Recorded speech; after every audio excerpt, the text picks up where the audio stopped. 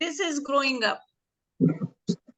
अभी 2 साल पहले तो मेरा बच्चा बिल्कुल छोटा सा था, अचानक से वो लंबा हो गया, अचानक से वो ग्रो अप कर गया है।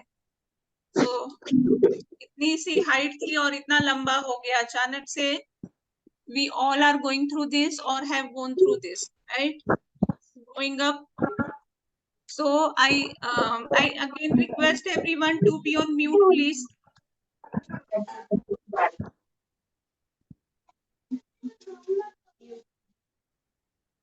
Please be on mute.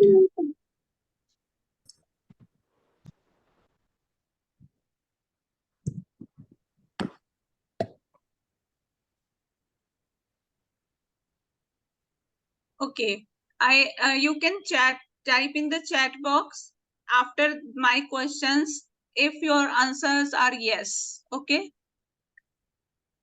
I have a child or a teenage at home who touches his or her private parts inappropriately at public or social places. मेरे घर पर एक बच्चा है जो कि अपने प्राइवेट पार्ट्स को इनअप्रोप्रिएटली पब्लिक प्लेसेस या सोशल प्लेसेस में टच करने लगता है?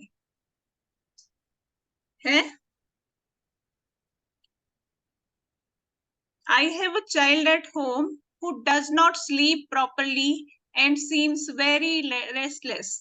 मेरे घर में एक बच्चा जो है वो अच्छे से सोता नहीं है और रेस्टलेस रहता है। Suddenly my child's preferences have changed. उसका टेस्ट का, स्मेल का, प्रेशर नीड सब कुछ अचानक से ऐसा लग रहा है कि चेंज हो गया है। जो चीजें वो पहले खाता था अब नहीं खाता है, जो स्मेल उसे पहले अच्छी लगती थी अब नहीं लगती है।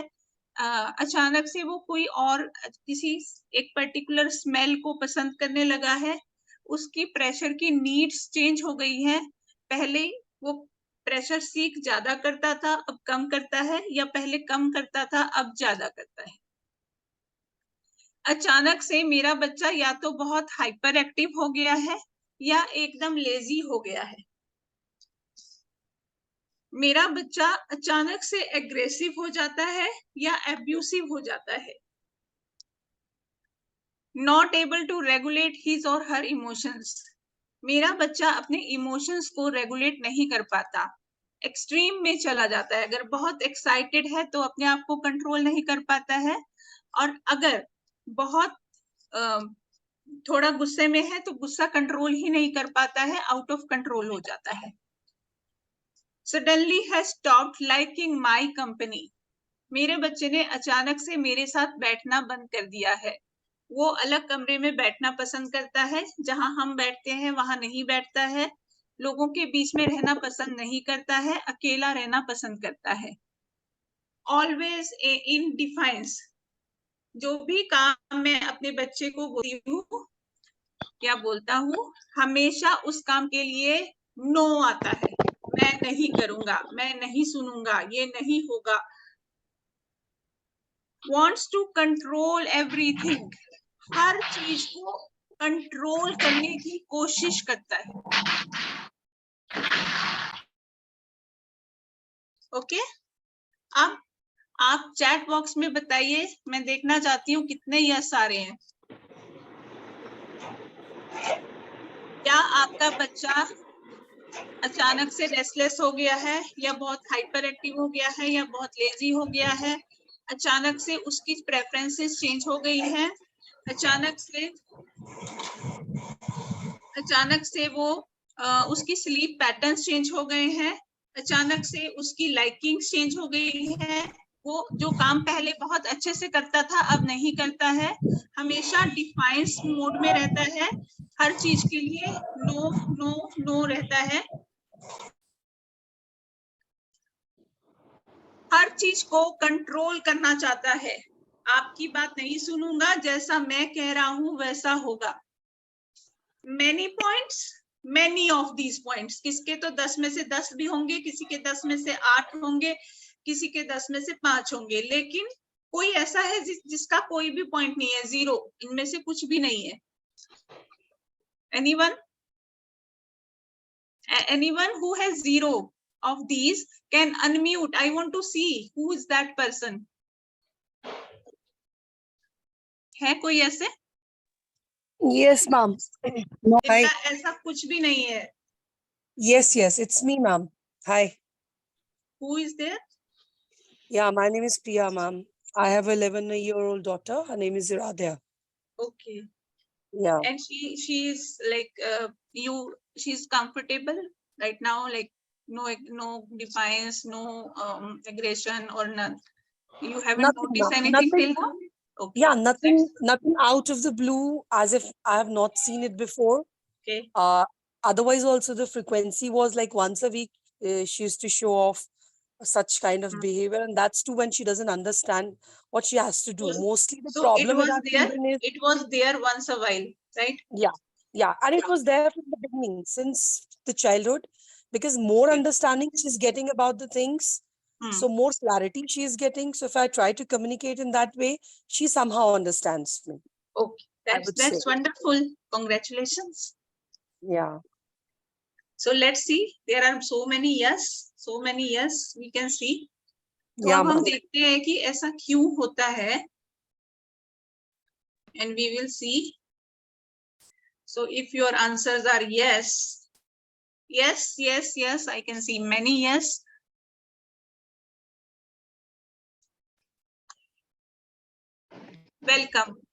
Welcome parents to the teenage parents group.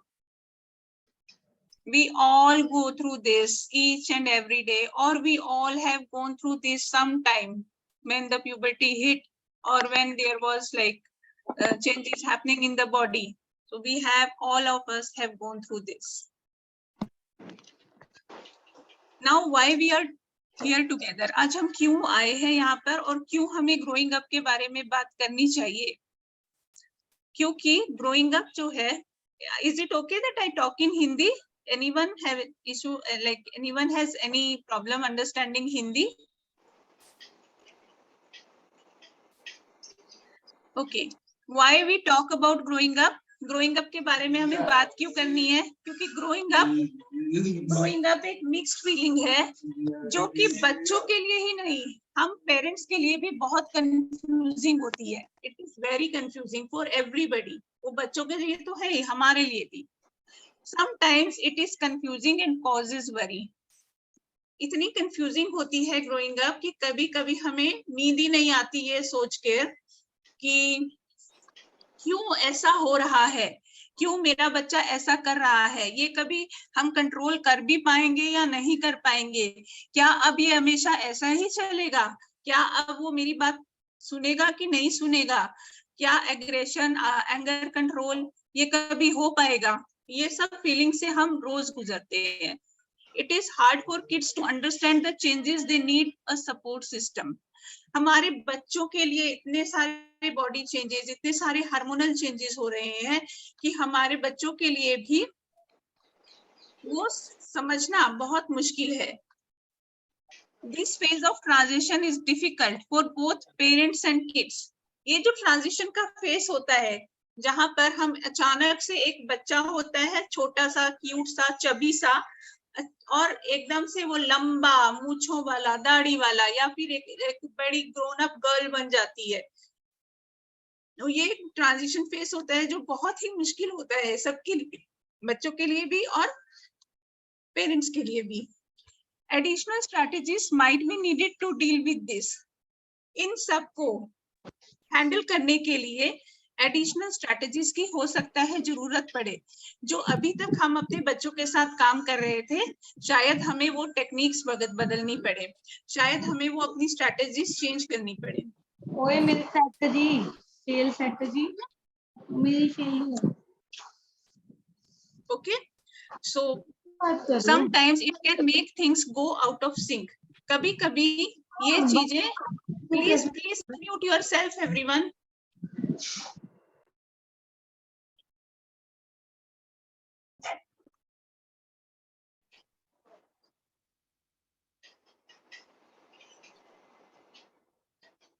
कभी कभी हमारे लिए इतना मुश्किल हो जाता है ये फेस कि हमें ऐसे लगता है कि चीजें अब हमारे कंट्रोल में ही नहीं है, हम आउट ऑफ सिंक हो गए हैं अपने बच्चों के साथ में. So we should talk about growing up. It is very confusing for all the parents and all the kids. It can make our life very difficult, confusing, and for children also this transition phase is very difficult. And to handle these growing up challenges, we might need some additional strategies. And क्योंकि कभी कभी ऐसा हो जाता है कि हम out of sink होने लगते हैं, तो उसको सिंक में लाने के लिए, अपने बच्चों के साथ जुड़े रहने के लिए, वो बॉन्ड बरकरार रखने के लिए जो हम शुरू से बचपन से शेयर करते आ रहे हैं, हमें इसके बारे में जानना बहुत जरूरी है, ग्रोइंग अप के बारे में. अब ये सब तो हमें सबको पता ही है. Understanding adolescence as a parent, why it is, ये हम सब लोग जानते ही हैं. What is adolescence? मेरे बच्चे की एडोलेसेंस को जानने के लिए एज अ पेरेंट मेरा क्या जानना जरूरी है? What I need to learn to know about my child. मेरे जानने के लिए जरूरी है सबसे पहले मुझे पता हो कि एडोलेसेंस होता कब है, होता क्या है. एडोलेसेंस क्या होता है ये जानना जरूरी है, जो कि mostly we all of us know that what is adolescence. Then what we need to do as a parent is observe the child. When your child turns 8+, please keep observing the child. जब आपका बच्चा 8 साल का हो जाता है, उसके बाद आप अपने बच्चे को थोड़ा ऑब्जर्व करना शुरू कर दीजिए, क्योंकि अब चेंजेस आने का टाइम होने लगता है, वो चेंजेस आने स्टार्ट हो जाते हैं. तो आपको ऑब्जर्व करना है अपने बच्चे को, आपको देखना है कि मेरा बच्चा किस किस चेंज से गुजर रहा है. What changes my child is going through. You have to take a note that what my child is going through. Then understand the challenge and struggle of my child. As a parent, we need to understand what are the challenges and struggles of my child at this age. What are the strategies I need to teach and how to work with my child. तो as a parent adolescence को अगर हम अच्छे से deal करना चाहते हैं, हम चाहते हैं कि एडोलेसेंस का फेज स्मूथली निकल जाए, जो भी चैलेंजेस आ रहे हैं, जो भी इश्यूज आ रहे हैं, उन्हें हम अच्छे से हैंडल कर पाए, उसके लिए हमें इन चीजों को समझना बहुत जरूरी है. First is what is adolescence. We should everybody, we all know. इसमें तो there is no doubt, but in case if somebody is there who doesn't know what is adolescence, how to deal with it, please read about it. What is adolescence? Second thing, what me as a parent has to do is observe my child.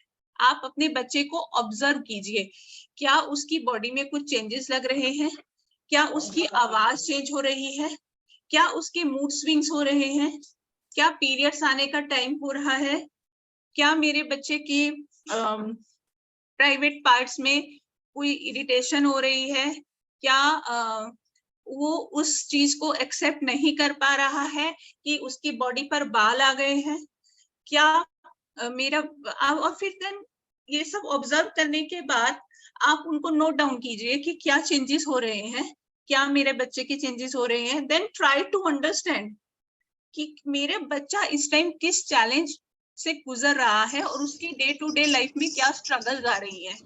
Try to understand those challenges and strengths. Like for example, जब boys की voice change होती है ना, तो दे अंकुर रुको, अंकुर अच्छा पापा जा रहा है. They go through a lot. Like उनको बहुत ज्यादा प्रॉब्लम होती है जब उनकी वॉइस चेंज होती है, उनके लिए वो बहुत कंफ्यूजिंग होता है जब उनकी वॉइस चेंज होती है.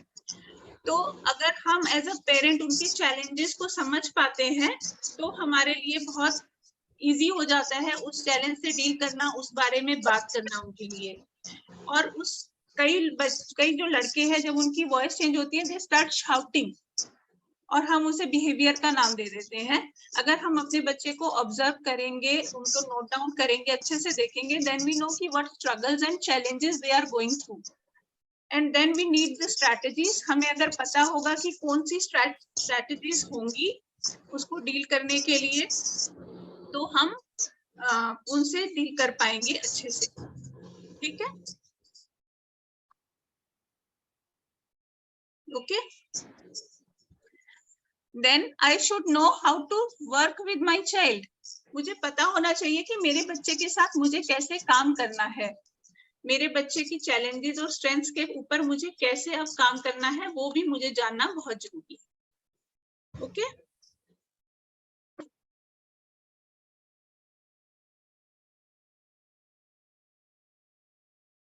नेक्स्ट इज, अब let's try to find out what it is.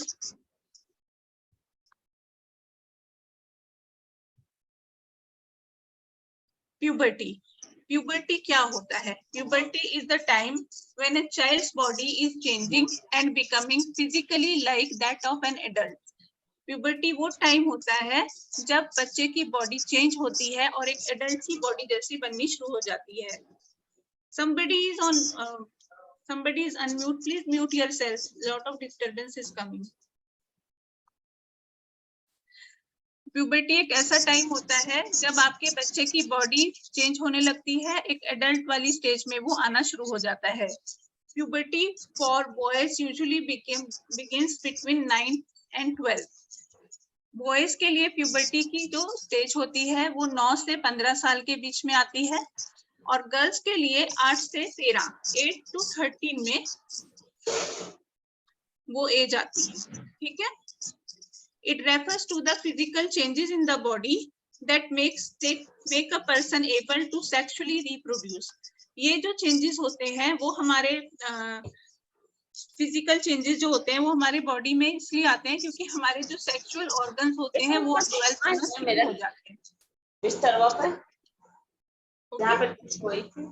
Not only physical but emotional and social transition also occur between childhood and adulthood during this phase. ना केवल फिजिकल बल्कि इमोशनल और social changes भी हमारे बच्चों में आते हैं। हमें दिखाई देते हैं केवल फिजिकल चेंजेस, लेकिन हमारे बच्चों के जो चेंजेस होते हैं वो इमोशनल भी आते हैं और सोशल चेंजेस भी आते हैं। तो इसलिए ये बहुत इंपॉर्टेंट होता है हमें ये समझना कि प्यूबर्टी में होता क्या है। ओके,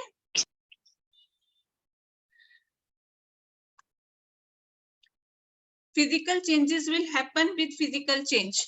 हमारे बच्चे बड़े हो रहे हैं, उनके फिजिकल चेंजेस तो वैसे ही होंगे जैसे हर इंसान के होते हैं, जैसे हर एक इंसान के होते हैं वैसे फिजिकल चेंज होंगे। बट इमोशनल और सोशल ट्रांजिशन में हमारे बच्चे, जिन्हें हम न्यूरो डाइवर्जेंट बोलते हैं, जिन्हें हम स्पेशल नीड्स बोलते हैं, उनके लिए इमोशनल और सोशल ट्रांजिशन में टाइम लगता है। It takes time for them to go through the emotional and social transition more than their peer group. ये हमें समझना होगा। यहाँ पर हमारा एक गैप आ जाता है। हम केवल फिजिकल चेंजेस को तो देख पाते हैं, वो बड़ा हो रहा है, अब उसे ऐसा नहीं करना चाहिए, वो बड़ा हो रहा है, हाय वो अब ये करने लग गया है, वो प्राइवेट टाइम लेने लग गया है, अब मैं क्या करूं, मेरे लिए तो बहुत एम्बेरेसिंग सिचुएशन हो जाती है। लेकिन अगर हम उन चैलेंजेस को समझेंगे और अपने बच्चों के चैलेंजेस को समझेंगे, उसको कैसे डील करना है वो समझेंगे, तो हम उस फेज में से आसानी से गुजर सकते हैं। Adolescence is the period of person's life between being a child and becoming an adult between the age of about 13 and 17. जो adolescence होता है वो एक लाइफ का पीरियड होता है, एक लाइफ का ड्यूरेशन होता है, जो कि जब हम बच्चे से एक एडल्ट बनते हैं, और ये पीरियड होता है 13 से 17 इयर्स के बीच का, ठीक है? तो puberty is clear. Physical changes हो रहे हैं, बॉयज के, गर्ल्स के सेक्सुअल ऑर्गन्स जो हैं वो ग्रो कर रहे हैं। अब हम बच्चे से एडल्ट बनने की ओर जा रहे हैं। हमारे बच्चों में फिजिकल चेंजेस तो एज इट इज होंगे जैसे सब लोगों में होते हैं, but yes, being special need, neurodivergent, their social and emotional changes might differ from their peer group. This is something we need to understand very clearly. तब हम अपने बच्चों के साथ easily काम कर पाएंगे।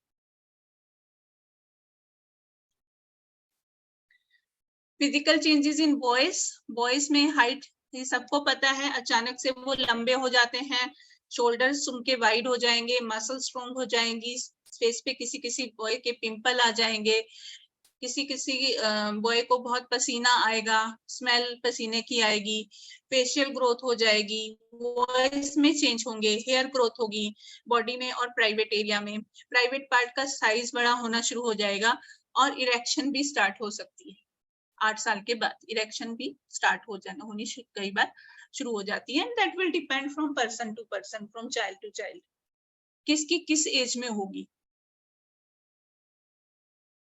गर्ल्स में एडोलेसेंस में क्या होता है, हाइट बढ़ेगी, ब्रेस्ट का साइज चेंज होने लगेगा, बढ़ने लगेगा, ब्रा की नीड आएगी, उनके फेस पर भी पिंपल्स आ सकते हैं, पसीना और पसीने की स्मेल आएगी। अंडर बॉयज के बॉडी में पूरे पूरे बाल आते हैं, लेग्स में, बाजू में। गर्ल्स के मेनली जो आते हैं वो अंडर आर्म्स में और जेनिटल एरियाज में बाल आने शुरू हो जाते हैं, हिप्स वाइडन होने शुरू हो जाएंगे और पीरियड्स आने का टाइम अब आने वाला है 8 साल के बाद। बाकी तो आपका जो जेनेटिकली जो मम्मा का रहेगा या नानी का रहेगा उसके ऊपर डिपेंड करता है। तो इतना तो हमें सबको ऑलमोस्ट आइडिया है, ये तो बहुत ही बेसिक सी चीज है कि एडोलेसेंस क्या होता है और एडोलेसेंस में क्या चेंजेस आते हैं। अब जो हमारा जानना जरूरी है, what we need to know as a parent is okay, ये तो होना ही है, बड़े तो होना ही है मेरे बच्चे ने, टीनेज तो आनी है, एडल्ट तो बनना ही है, ये तो होना ही है, इसको हम रोक नहीं सकते, है ना। लेकिन कौन से एरियाज हैं जिनके ऊपर काम करने से ये वाला फेस, जिसे हम एडोलेसेंस का फेस बोलते हैं, ये हम आराम स्मूथली निकाल सकते हैं। So there are 4 main areas where we need to work to have a smooth transition from being a child to an adult. और वो 4 एरियाज हैं, physical, social, emotional and behaviour. अगर हम इन 4 एरियाज को लेकर चलेंगे अपने बच्चों के लिए, एडल्ट्स के लिए, टीनेज वाले बच्चों के लिए और एडोलिस प्यूबर्टी जिनकी हिट होने वाली है उनके लिए, और शुरू से ही काम करना शुरू करेंगे इन 4 एरियाज पे, देन हमारे बच्चों की लाइफ थोड़ी सी इजी हो जाएगी, उनके चैलेंजेस थोड़े कम हो जाएंगे, उनके लिए ये ट्रांजिशन फेज थोड़ा इजी हो जाएगा। ये फेज हमसे ज्यादा उनके लिए बहुत मुश्किल है, because they are going through so many changes in their body, hormonal changes हो रहे हैं, इमोशंस चेंज हो रहे हैं। अचानक से मुझे मेरी क्लास में लड़कियां अच्छी लगने लगी हैं, बट मुझे समझ में नहीं आता कि ऐसा क्यों हो रहा है। अचानक से मेरी वॉइस चेंज हो गई, मुझे तो वो बच्चों वाली आवाज अच्छी लगती थी, अब मुझे ये वाली अच्छी नहीं लग रही है आवाज। मेरे को पहले I was allowed to hug and kiss anybody, now everybody is telling me you are a grown up boy, you are a grown up girl. हम ऐसा नहीं करते हैं, ऐसा क्यों हो रहा है? सोचो हमारे बच्चों के लिए कितना चैलेंजिंग है ये सब, जिनको आइडिया ही नहीं है कि उनके बॉडी में क्या क्या हो रहा है। तो ये 4 मेन एरियाज हैं जिन पर हमें काम करना बहुत जरूरी है, physical, social, emotional and behaviour. कैसे करना है आज हम थोड़ा सा ब्रीफ डिस्कशन करेंगे, ठीक है। I'll just give an idea, I can just give an idea कि कैसे करना है। Main areas to work during adolescence are physical। अब फिजिकल में क्या आता है? फिजिकल में आ गया teaching and talking about growing up. I need to talk to my child about their physical changes. It is very very important. वो बड़े होते हैं पर हम उनसे बताते ही नहीं है कि आप बड़े हो रहे हो, क्यों ऐसा हो रहा है, क्यों चेंजेस आ रहे हैं, क्यों बॉडी पर हेयर आ गए, क्यों आपके ब्रेस्ट का साइज बढ़ रहा है, क्यों आपको ब्रा पहननी पड़ रही है, क्यों पीरियड्स आ रहे हैं, राइट। तो फिजिकल चेंजेस में teaching and talking about growing up, then maintaining hygiene, that is very very important. Hygiene and grooming, जैसे जैसे हम बड़े हो रहे हैं हमारे को अपना हाइजीन और अपने आप को अच्छा रिप्रेजेंट करना भी बहुत जरूरी है।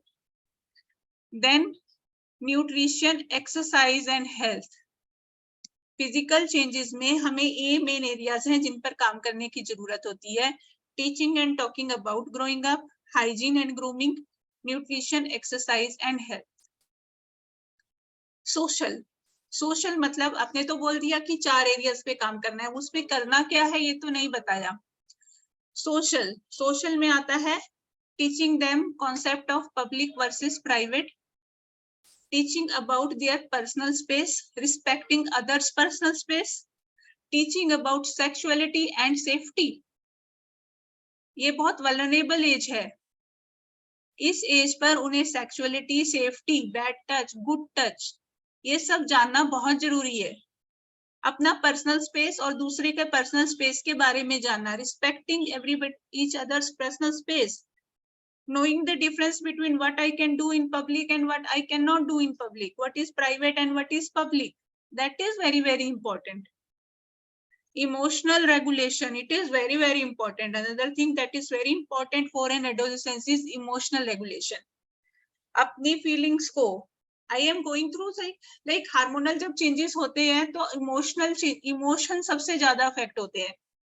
आपका जो ब्रेन है वो सबसे ज्यादा अफेक्ट होता है, जो कि आपके इमोशंस को अफेक्ट करता है.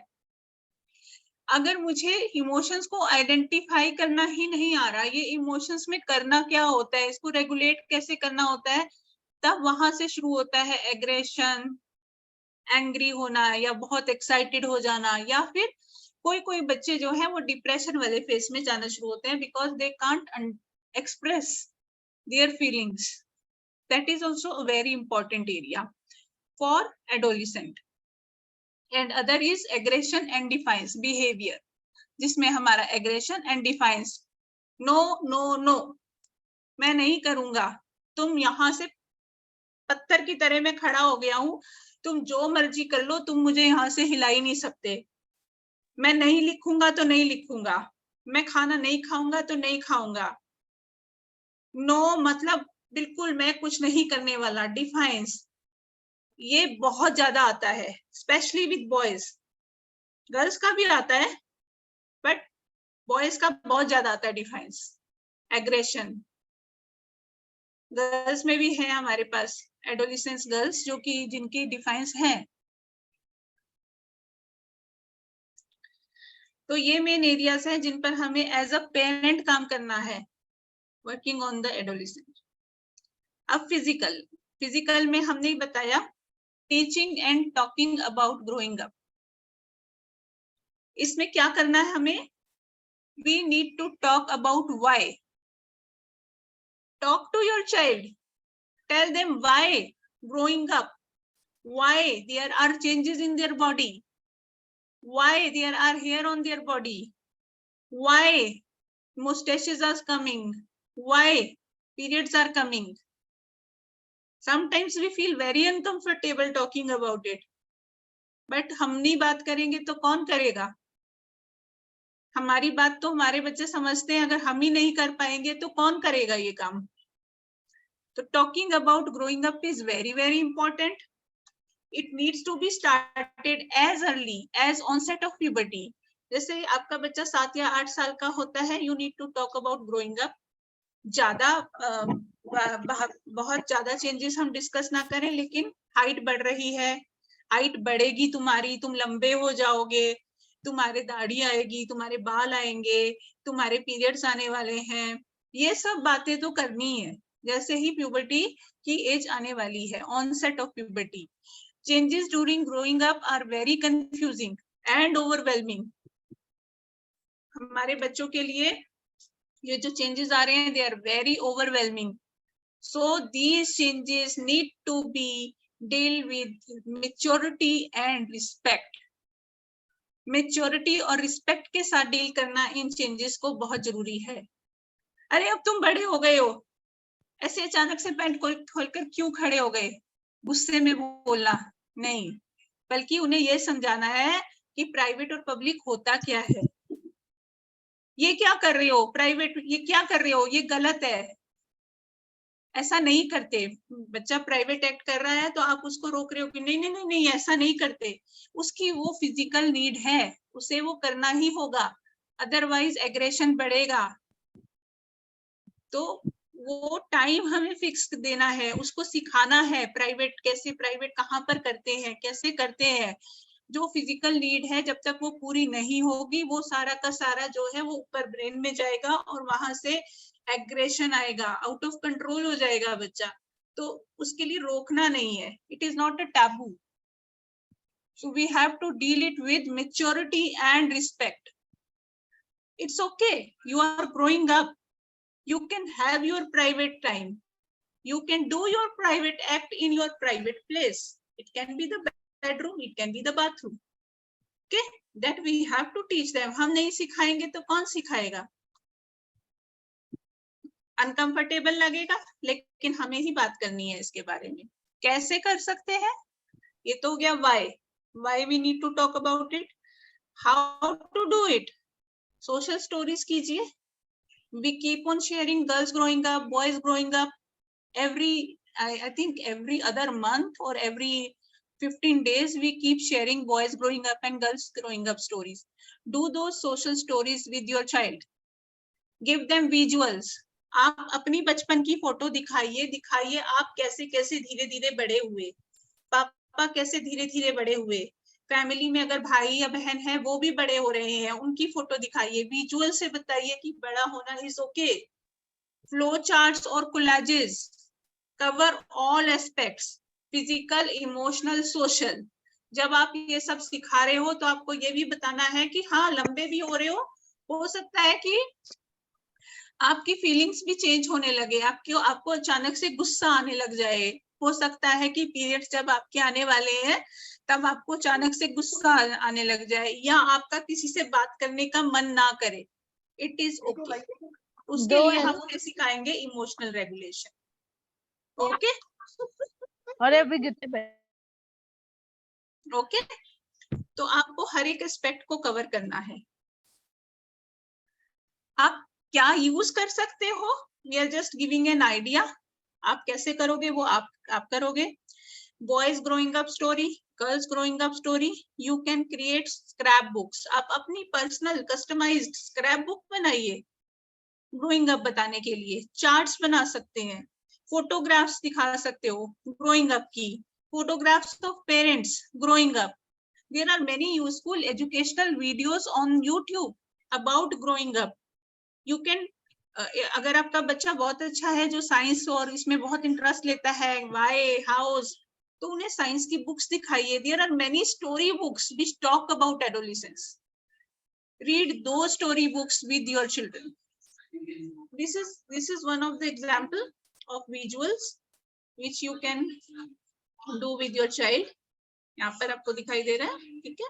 इस तरह के विजुअल्स आप यूज कर सकते हो बच्चे के साथ उसके फिजिकल चेंजेस के बारे में बात करने के लिए। अगर आपको समझ में नहीं आता कि मैं कैसे बात स्टार्ट करूं, मैं कैसे अपने बच्चे के साथ बात करूंगा, क्योंकि हमारे कल्चर में टैबू माना जाता है सेक्सुअलिटी के बारे में, फिजिकल चेंजेस जो हो रहे हैं इनके बारे में बात करना, बॉडी के बारे में बात करना। तो अगर आप थोड़ा अनकंफर्टेबल फील कर रहे हो तो अपने आप को रिलैक्स करने के लिए आप एक कन्वर्सेशनल स्क्रिप्ट लिख लो कि मैं ये बोलूंगा इसके साथ। अगर आपके बच्चे को बुलेट्स में समझ आता है तो आप बुलेट्स बना लो, ये बुलेट्स मैं अपने बच्चे के साथ शेयर करूंगा। तो जैसे फॉर एग्जाम्पल ये कन्वर्सेशनल स्क्रिप्ट है कि आज हम बात करेंगे, we are going to talk something that happens to everyone, it happened to me, it will happen to you. People's body change and they grow up and I want to tell you what is happening when your body starts changing. इस तरह की छोटी आप अपनी भाषा में बनाइए, हिंदी में। आज मैं आपसे बात करना चाहता हूँ ग्रोइंग अप के बारे में। देखो पापा पहले छोटे थे, अब पापा बड़े हो गए, है ना। ग्रो अप करते हैं, सब लोग ग्रो अप करते हैं, आप भी ग्रो अप करोगे। And then you can talk about the changes that will happen in the body with the help of visuals. अगर आपका बच्चा बातें करता है तो बहुत अच्छी बात, आप उनसे बात कीजिए। अगर आपका बच्चा नॉन वर्बल है या लिमिटेड स्पीच है तो आप उनके साथ विजुअल्स के थ्रू बात कीजिए। अगर आपका बच्चा आवाज यूज करता है तो आवाज के थ्रू बात कीजिए। अगर आप पैक्स यूज करते हैं तो पैक्स यूज कीजिए। लेकिन बात करना बहुत इंपॉर्टेंट है। सोशल स्टोरी करना बहुत इंपॉर्टेंट है, विजुअल्स दिखाना बहुत इंपॉर्टेंट है। उसके बिना मेरे बच्चे को समझ नहीं आएगा कि मेरी बॉडी में क्या चल रहा है। So it is very very important to talk about puberty, adolescence changes, physical changes. Hygiene के बारे में, सेल्फ केयर ड्यूरिंग एडोलिसेंस। अब आप अपनी सेल्फ केयर कैसे करोगे एडोलिसेंस में? Proper hygiene while using toilet, ये सिखाना। टॉयलेट यूज करने के बाद हैंड वॉश करना बहुत जरूरी होता है। It is very very important to wash hands after using the toilet. Similarly, private act के बाद अपने आप को क्लीन करना भी बहुत जरूरी होता है। ये भी आपको और हमें ही सिखाना है, माँ, मम्मा या पापा को ही सिखाना है। We are safe people of our children. Safe circle करते हैं ना हम अपने बच्चों के साथ, तो सेफ पीपल ही ये चीज सिखा सकते हैं, कोई और तो सिखा नहीं सकता ये चीज। वो सिखाना कि प्राइवेट एक्ट के बाद अपने आप को साफ करना है, टॉयलेट के बाद अपनी सफाई का ध्यान रखना है। जब आप नहा रहे हो तो प्राइवेट पार्ट्स को अपने अच्छे से साफ करना है, अपनी बॉडी को, अंडर आर्म्स को, अपने सारे जो एरियाज हैं उनको अच्छे से साफ करना बहुत जरूरी है। क्लीन कपड़े पहनना, क्लीन अंडर गारमेंट्स पहनना, क्लीन सॉक्स पहनना, क्लीन ब्रा पहनना, ये कितना जरूरी है, ये भी हमें ही सिखाना है। Good hygiene is very very important. आप इमेजिन करके देखो, अगर हाइजीन मेंटेन नहीं होगा तो कितनी सारी हमारे को बीमारियां हो सकती हैं, इन्फेक्शन हो सकते हैं प्राइवेट एरियाज में, कितना कितना दर्द हो सकता है, कितनी ऐसी फीलिंग हो सकती है जो एक्सप्लेन करनी कितनी मुश्किल होगी। तो अगर हम इन चीजों का ध्यान रखेंगे तो वो नौबत ही नहीं आएगी, वैसी नौबत ही नहीं आएगी कि हम इन्फेक्शन और उस वाली स्टेज पर पहुंचे जहां पर बहुत हैंडल करना मुश्किल हो जाए। ग्रूमिंग, हम लोग सोचते हैं हमारे बच्चे तो स्पेशल नीड बच्चे हैं, जो मर्जी पहना दो इनको, they will be okay with it. No, they are growing up. वो टीन एज में आ गए हैं, वो बड़े हो रहे हैं, उनका भी मन करता होगा लेकिन शायद वो बता नहीं पाते होंगे कि मुझे भी फैशनेबल कपड़े पहनने हैं, और शायद उन्हें समझ ना आता हो, लेकिन पीयर ग्रुप को देखकर उन्हें लगता हो कि okay I am looking something different, बाकी सब मेरी एज के बच्चे तो अलग तरह के कपड़े पहने हैं, तो वो वाली फीलिंग इज नॉट गुड। तो let them wear age appropriate clothes. Grooming facial hair on time. दाढ़ी बनाना, अपने फेस को क्लीन रखना। अगर आपकी बॉडी में स्मेल आ रही है तो आपको डिओड्रेंट यूज करना, और अच्छा दिखने से कॉन्फिडेंस बिल्ड होगा, है ना। अगर हम एज अप्रोप्रिएट कपड़े पहनते हैं, अपने आप को ग्रूम रखते हैं, अपने आप को साफ सुथरा रखते हैं, और हमें से कोई पसीने की स्मेल भी नहीं आ रही है, तो हम बहुत अच्छे दिख रहे हैं, हैंडसम, ब्यूटीफुल, प्रिटी दिख रहे हैं, then our self confidence, our self esteem will go up, है ना। तो we have to take care of it. Then comes nutrition, exercise and health. Nutrition provides building blocks for our body. Everybody knows that. Drinking water keeps our body and mind calm. Exercise builds stamina and strength, and rest helps body to repair and refresh. ये चीजों का भी बहुत ध्यान रखना है कि मेरा बच्चा हेल्दी फूड खा रहा है। टीन एज में मोस्टली जंक बहुत ज्यादा हो जाता है, जंक, हमें ये मेक श्योर करना है हेल्दी फूड खाएं। हमारी बॉडी ग्रो कर रही है, ग्रोइंग बॉडी को प्रोटीन चाहिए, ग्रोइंग बॉडी को हर विटामिन, मिनरल, कार्बोहाइड्रेट सब कुछ चाहिए। वो healthy food, balanced healthy diet हमें ही देनी है उन्हें। पानी बहुत कम पीते हैं कई बच्चे, तो हमें ये भी ध्यान रखना है कि जो मेरा बच्चा है वो पानी ठीक से पी रहा है। Then exercise is very important. बहुत सारे पेरेंट्स का ये होता है कि मेरा बच्चा ना सारे टाइम बस लेटा रहता है, टीनेज में जब से आया है तब से लेटा ही रहता है, वो कोई सोने का टाइम नहीं है, कोई उठने का टाइम नहीं है, और वो ओबीज होता जा रहा है। क्योंकि एक्सरसाइज और एक रूटीन नहीं होगा शायद उस बच्चे के शेड्यूल में। तो आपको आपके बच्चे के शेड्यूल में you have to add exercise. you create schedules for your child, routines होते हैं आपके बच्चों के. एक्सरसाइज को एक उसका इम्पोर्टेंट पार्ट बनाना है. हम केवल टेबल टॉप, एकेडमिक्स इसमें लगे रह जाते हैं और कहीं कहीं एक्सरसाइज छूट जाता है. So please keep in mind that exercise builds stamina and strength. Rest is also very important. If your child is not sleeping well, then also there will be issues. So sleep, rest is very, very important.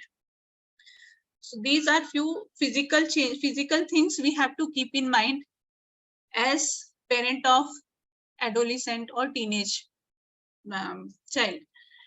Teach age, how to teach self-care skills, teach age appropriate skills, follow a checklist. मेरा बच्चा अभी कौन कौन सी hygiene वाला काम कर सकता है, कौन सा नहीं कर रहा है, उस पर मुझे काम करना है. मेरा बच्चा हैंड वॉश अच्छा से नहीं कर पा रहा, मुझे उसके हैंड वॉश पर काम करना है.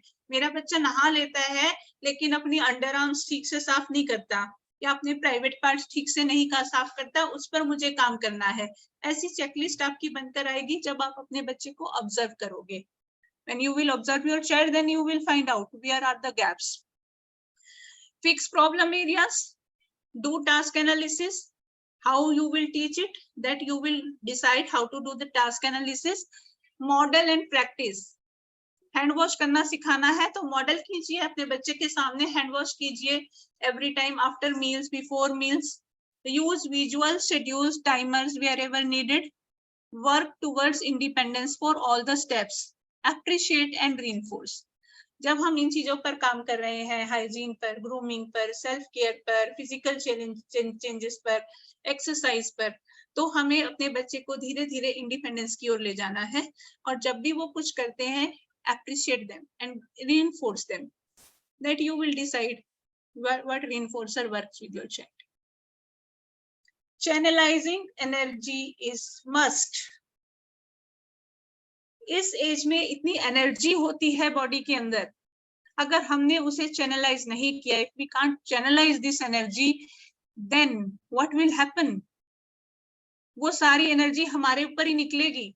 हिटिंग, थ्रोइंग, पुशिंग, ये सब आएगा अगर हम उस एनर्जी को चैनलाइज नहीं कर पाएंगे. This is must.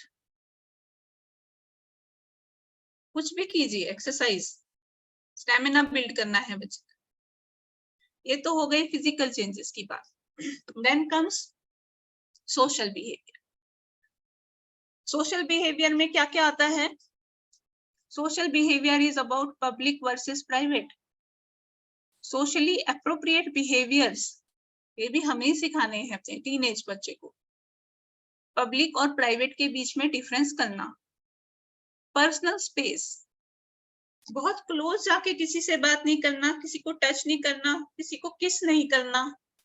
Consent, take consent before touching anybody. Safety, what is safe, who can touch me, who cannot touch me, where they can touch me, where they can kiss me. These things they need to know, and it is very very important. These are called social or sexual behaviors. फिर हमारे यहाँ में आता है कि मेरा बच्चा अचानक से पैंट खोलकर खड़ा हो जाता है, अचानक से किसी के भी सामने प्राइवेट एक्ट स्टार्ट हो जाता है, मेरे बच्चा किसी के बहुत क्लोज चला जाता है, बिल्कुल किसी के बहुत क्लोज चला जाता है. They don't feel good about it, right. किसी को किस करने से, अचानक से किसी को किस कर देता है, पूछता नहीं है उससे. मेरे बच्चे के साथ शायद कुछ हुआ होगा जो मुझे समझ में नहीं आ रहा है, जहां पर हमारी सेफ्टी की बात आती है. सुनना ही, ये सुनना ही, I am having goosebumps while talking about it. कितना मुश्किल है हमारे लिए, क्योंकि हमारे बच्चे तो बहुत कम बच्चे हैं जो वर्बल है या बता देंगे कि क्या हुआ. तो अगर हमने उन्हें सेफ्टी नहीं सिखाई तो वो एक उस स्टेज वल्नरेबल रहेंगे उस चीज के लिए, जो बोलते हुए भी मेरे को शिवरिंग हो रही है कि नहीं, मुझसे नहीं बोला जा रहा है, क्योंकि डर लगता है ये चीज के बारे में सोच के. पर अगर हम ये सोशल और सेक्सुअल बिहेवियर अपने बच्चे को सिखाएंगे तो there are chances 90% chances are there. If we will teach them, then they will protect themselves. They will know what to do in this situation. पर सिखाएगा कौन? हम और या हमारे teachers, right?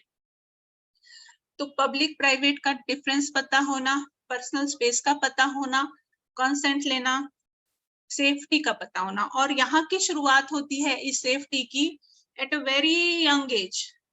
If you are a sunrise parent or you have been associated with sunrise at some time, you must be knowing about this safe circle.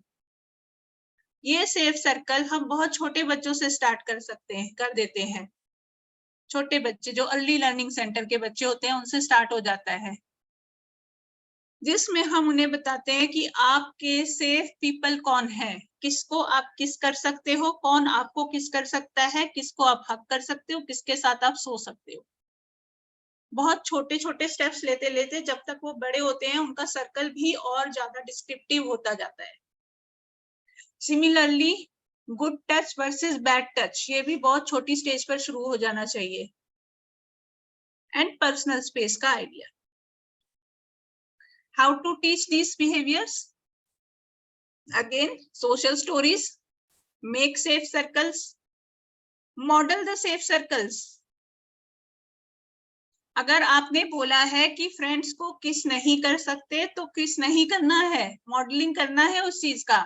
अगर हमने बोला है कि हम केवल मम्मी या पापा या दादी नाना के साथ, दादी नानी के साथ ही सो सकते हैं, तो कभी ऐसा नहीं बोलना कि बेटा चलो आज तुम इनके, छोटे हो भी कोई बात नहीं, आज तुम इनके साथ सो जाओ. नहीं, हमें वो ब्रेक नहीं करना है, हमें उसको मॉडल करना है. पब्लिक वर्सेस प्राइवेट का concept, this can be done with modeling, this can be done with worksheets, this can be done by social stories. Defining personal space, what is my personal space, why it is important, what is others personal space, why it is important. Safe versus unsafe, touch, safe touch, unsafe touch, what is safe, what is not safe, how to react in that situation. Picture cards and worksheets के through talking and modeling. बहुत सारे हम drama करके, बहुत सारे visuals दिखा के, बहुत सारे वीडियोस दिखा के हम ये सब चीजें सिखा सकते हैं. बेबी स्टेप्स लेते लेते वो सीख जाते हैं. तो हमारी बात हो गई physical changes, social, physical and social area. Next come emotional area.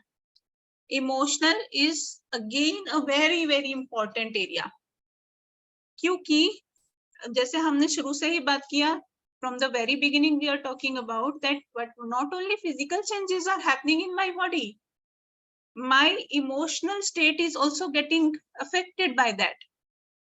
तो बहुत सारे बच्चे हैं, बहुत सारे, I think 100 में से 80 बच्चे होंगे जिनका एंगर पर कंट्रोल नहीं है, जिसको हम बोलते हैं रे बिहेवियर है मैम, ये तो बहुत ज्यादा मारता है, ये तो अपने काट लेता है, ये तो बहुत चीजों को फेंकता है, और I don't know what to do. 100 में से 80 बच्चों के साथ हमारे ऐसा हो जाता है कि वो अपने इमोशंस को रेगुलेट करना नहीं सीख पाते हैं. तो इमोशन रेगुलेशन बहुत ही इम्पोर्टेंट कॉन्सेप्ट है, जो ना केवल हमारे बच्चों के लिए लेकिन हमारे लिए भी बहुत इम्पोर्टेंट है. अपने आप को हम रेगुलेट करेंगे तभी हम हमारे बच्चों को भी रेगुलेट कर पाएंगे. इसको हम कैसे सिखा सकते हैं? जो हमारा तरीका है सिखाने का, what we follow the practice at Sunrise Learning. We use color codes to make it a concrete thing. Emotion is a very complicated thing. It is abstract, totally abstract. आप टच करके बता सकते हो, आप टच का demo भी कर सकते हो, आप पर्सनल स्पेस का भी डेमो कर सकते हो, लेकिन आप इमोशंस को कैसे सिखाओगे जब तक वो अंदर से फील नहीं होगा, जब तक ब्रेन उसको एक्नॉलेज नहीं करेगा. It is very very difficult concept.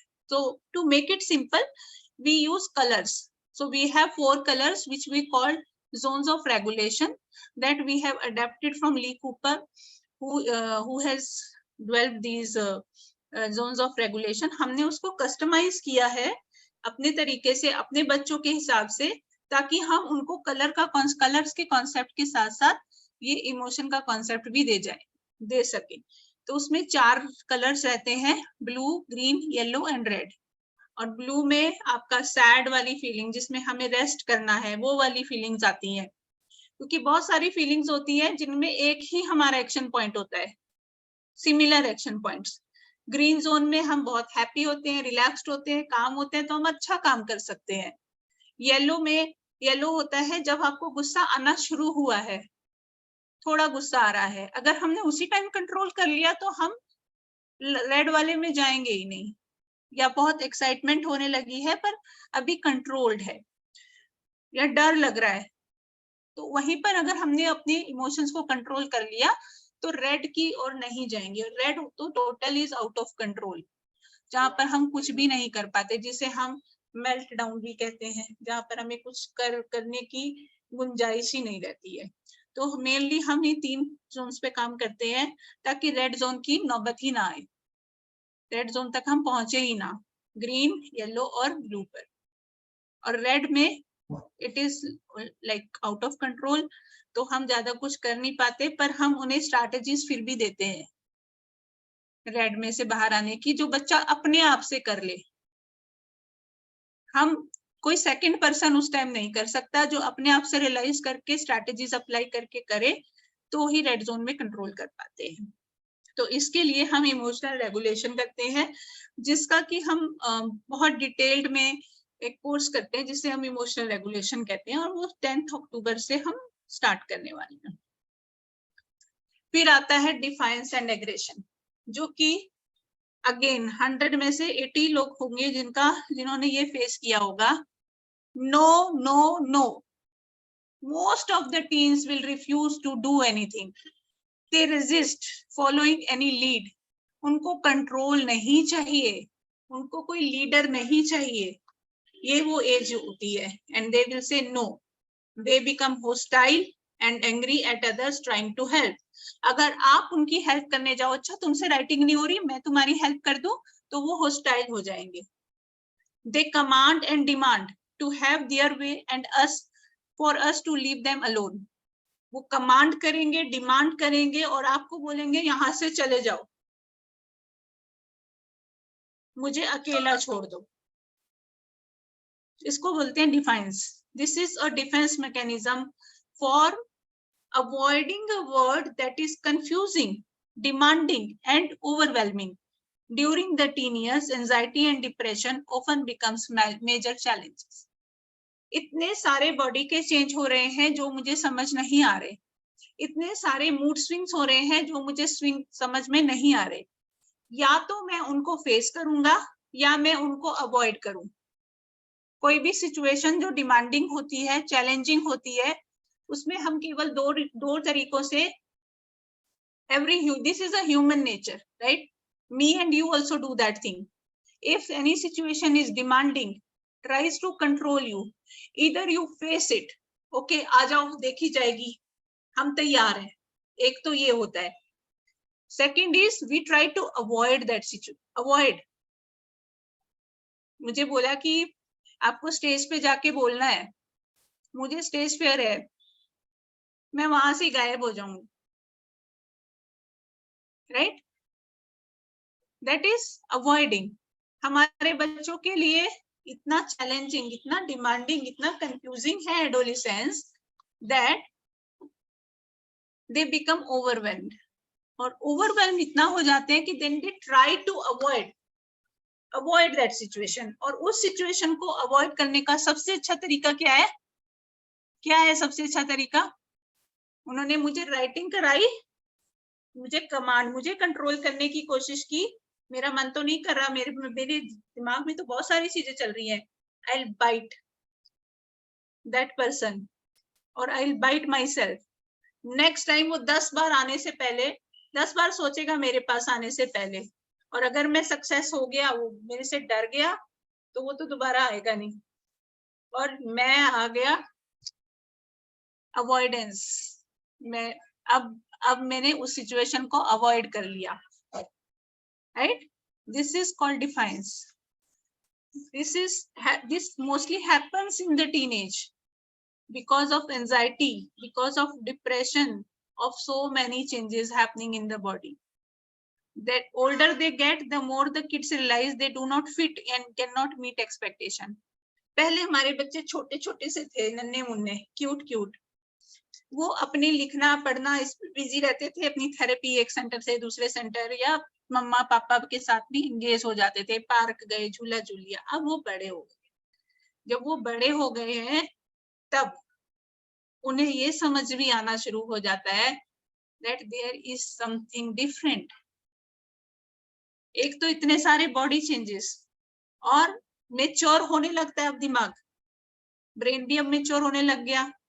then they realize that they are not fitting in, ये फीलिंग आनी शुरू हो जाती है और उनको ये होता है कि ये जो काम बोल रहे हैं ये तो बहुत मेरे लिए बहुत मुश्किल है, इट इज चैलेंजिंग, ये मैं इनकी एक्सपेक्टेशंस को मीट नहीं कर पाऊंगा, ये फीलिंग आनी शुरू हो जाती है। और उससे बचने के लिए वो सहारा लेते हैं defines, aggression,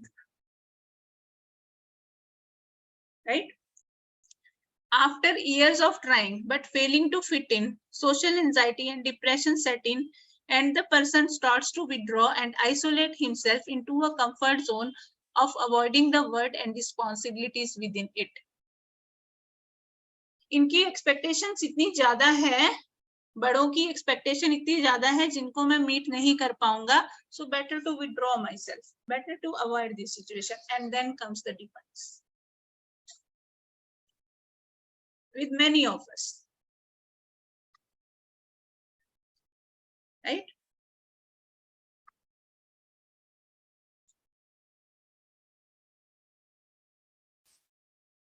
Now, what we can do as a parent to avoid defiance, to avoid aggression, physical activity is must.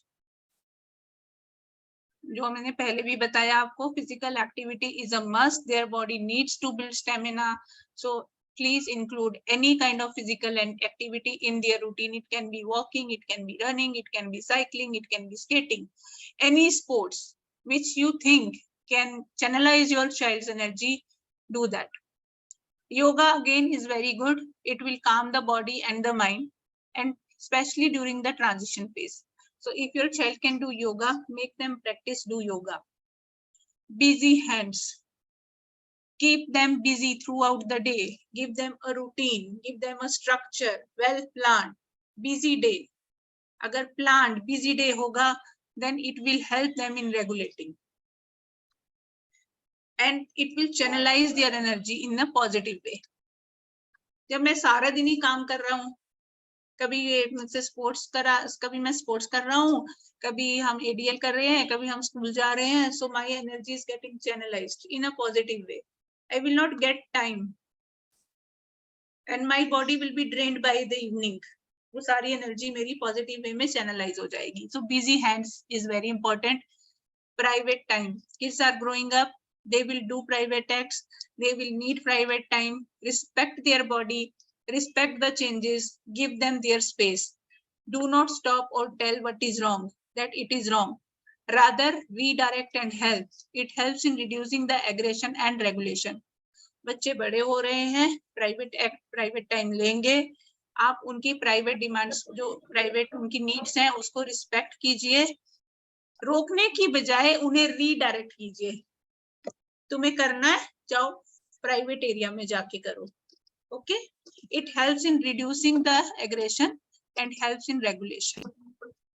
Emotional wellness. मेरे बच्चे को इस टाइम इमोशनल वेलनेस की बहुत जरूरत है, और इस टाइम ही नहीं, बस जब वो एडल्टहुड में जाएंगे तब भी बहुत जरूरत पड़ेगी. तो इमोशनल रेगुलेशन एक ऐसा एरिया है जिस पर हमें काम करना चाहिए. Work on this area. आप काम कीजिए इस एरिया पर, उनके इमोशंस का रिस्पेक्ट कीजिए, उनको हेल्प कीजिए अपने इमोशंस को समझने में, उन पर उनको रेगुलेट करने में. It will help during their mood swings. It is going to be a big support for them. Sensory needs. At this stage, their sensory needs might also change. हो सकता है आपके बच्चे की sensory needs change हो जाए इस stage पर आके. अगर आपको ऐसा लग रहा है कि मेरे बच्चे की sensory needs change हो रही है, अचानक से उसकी कोई स्मेल वाली चीज आ गई है, वो हर चीज को स्मेल करने लगा है, अंडर आर्म्स को स्मेल करने लगा है, मुंह में डालता है, तो आप अपने ओटी से प्लीज बात कीजिए और एक सेंसिटिव प्लान ले लीजिए। Behave as appropriate way, talk to them as appropriately. जैसे हम छोटे बच्चों से जब वो छोटे थे उनसे बात करते थे, अले मेरा बेटा, अले मेरा गोलू, अले मेरा नन्ना, कभी कभी ठीक है, once in a while, once in a day, but अब जब हम उनके साथ बात कर रहे हैं, respect them and talk to them as appropriately, give them work, give them responsibility as per their age, they will feel good, they want to be independent. अब वो नहीं चाहते कि हर चीज में हम उनका हाथ पकड़ पकड़ कर काम कराएं, हर चीज में हम उनके पीछे खड़े हों, वो नहीं चाहते। Like any other tin, they don't want it. So let's work towards independent and let's respect them and behave age appropriately with them. More independent, जितना ज्यादा वो independently काम करने लगेंगे उतना ही वो happy होंगे, उतनी ही उनके ऊपर डिमांड्स कम होंगी, तो कंट्रोल भी हमारा कम हो जाएगा उनके ऊपर। जब हमारा कंट्रोल कम होगा तो वो अच्छा फील करेंगे, तो डिफाइंस जो आती है कंट्रोल के कारण वो कम हो जाएगी और उनका सेल्फ एस्टीम और कॉन्फिडेंस भी बढ़ेगा। सो बहुत जरूरी है कि हम बिल्कुल बिगिनिंग से ही, जब बच्चा छोटा है तब से ही इंडिपेंडेंस की ओर काम करना शुरू कर दें, ताकि एडोलेसेंस में जितना ज्यादा वो इंडिपेंडेंट होगा उतना ही कम इरिटेटेड होगा और उतने ही अच्छे से वो काम कर पाएगा। Okay, lower down your expectation, don't demand too much.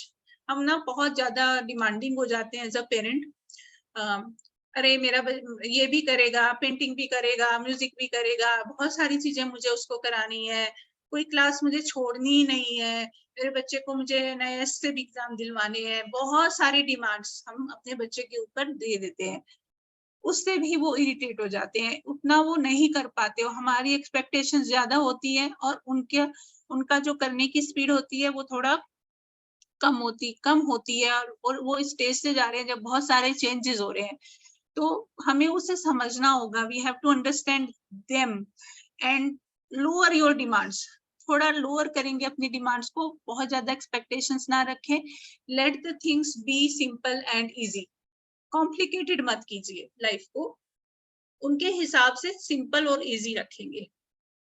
Communication बहुत जरूरी है, क्योंकि अपनी बात बताना, जब तक अपनी बात नहीं बता पाएंगे तो फिर फ्रस्ट्रेशन होगी। सो अगर आपका बच्चा नॉन वर्बल है या बहुत लिमिटेड स्पीच है, give them communication, give them pictures, give them typing की स्किल दीजिए ताकि वो टाइप करके अपनी बात बता पाए, आवाज सिखा दीजिए अगर उन्हें आवाज के थ्रू वो अपनी बात बता पाए, कोई एसी यूज कर सकते हैं, पेक्स यूज कर सकते हो, राइटिंग यूज कर सकते हो। Do communication, be it a verbal communication or a non-verbal communication, it is very very important to communicate. इतनी सारी बहुत सारे चेंजेस हो रहे हैं, बहुत सारे बॉडी चेंजेस, बहुत सारी फीलिंग्स, बहुत सारे इमोशंस हो रहे हैं, लेकिन बताऊं कैसे किसी को अगर मेरे पास वो कम्युनिकेशन का मोड नहीं है। तो हमारे लिए बहुत जरूरी है कि हम उन्हें वो कम्युनिकेशन का मोड दें।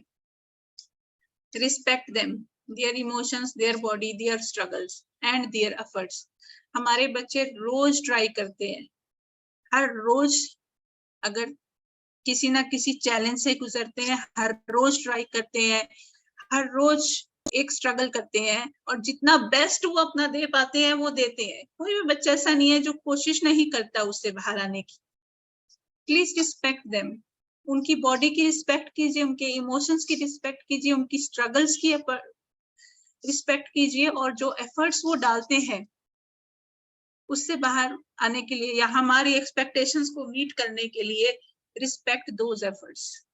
Spend quality time with your child, अपने बच्चे के साथ क्वालिटी टाइम स्पेंड कीजिए, उन्हें घुमाने ले जाइए, उनकी पसंद का खाना बनाइए, इकट्ठा मिलकर बना सकते हैं, अगर उन्हें ड्राइंग पसंद है तो ड्राइंग कीजिए, अगर उन्हें वॉक पर इकट्ठा जाइए, इकट्ठा साथ बैठकर खाना खाइए उनके साथ। यहाँ ये जो एज है, टीन एज जो है, उनको एक फ्रेंड चाहिए, हर एक बच्चे को, B it neuro divert or be a neurotypical. They want a friend, not a commanding officer. Commanding officer मत बनिए, अपने बच्चे का फ्रेंड बनिए, फ्रेंड की तरह बात कीजिए, फ्रेंड की तरह घुमाइए, उनसे एज अप्रोप्रिएट उनकी तरह से बात करेंगे तो they will feel good about it. Be calm. बहुत सारे आंधी तूफान आते रहते हैं लाइफ में, हमें कोशिश करनी है अपने आप को काम डाउन रखने की. मोर इज द स्टॉर्म, मोर काम यू नीड टू बी. जितने ज्यादा चैलेंजेस आ रहे हैं, एंशियस मत होइए, उसके बारे में सोचिए, उसको ऑब्जर्व कीजिए, उस नोट डाउन कीजिए, कहीं से हेल्प ले सकते हैं, हेल्प लीजिए, उसके बारे में बात कीजिए, लेकिन अपने आप को काम डाउन रखिए, पैनिक मत कीजिए. These are few very good resources which everyone should go through. There is a Facebook page called Autism Discussion Page. Please go through it. Try to read the post. There is very nice, good post on Autism Discussion Page. आप इसको subscribe कीजिए, follow कीजिए. आपको बहुत सारी information अपने बच्चे के बारे में, आप अपने बच्चे को और अच्छे से समझने लग जाएंगे. एक कॉमिक बुक है जिसका नाम है गुल्लू. menstrupedia.com करके एक साइट है जिस पर बॉयज के लिए गुल्लू है और गर्ल्स के लिए भी है, जो पीरियड्स के बारे में बात करते हैं. ये बॉयज वाली जो है उसका नाम है गुल्लू, और एक गर्ल्स के लिए भी है जिसमें पीरियड्स के बारे में और गर्ल्स के ग्रोइंग अप के बारे में बात की है. इवन गर्ल्स के लिए कैसे पीरियड्स के टाइम पे कैसे सब कुछ मैनेज करना होता है उसके बारे में भी एक नई कॉमिक बुक आई है सेम साइट पर. These are very good reference, very good resources to follow. Yeah. So adolescence isn't a period. Adolescence end नहीं है, period नहीं है. ये एक कोमा है जो थोड़े दिन रहे, थोड़े टाइम का है और ये भी निकल जाएगा और उसके आगे हम बढ़ेंगे. तो इसी नोट पे all the best to each and every parent, all the best to each and every child. और yes, we can do it and we will do it. Thank you so much. Thank you, ma'am. Thank you, ma'am. Thank you, ma'am. Thank you. Thank If you you, have thank any you so questions, much, any ma'am. queries, you can write in the chat. Thanks a lot, ma'am. Thank It's you. really Please, please share the PPT, ma'am. really helpful.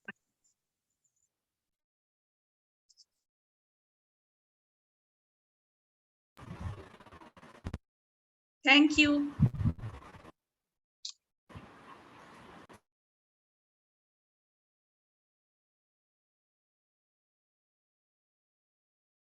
Amazing.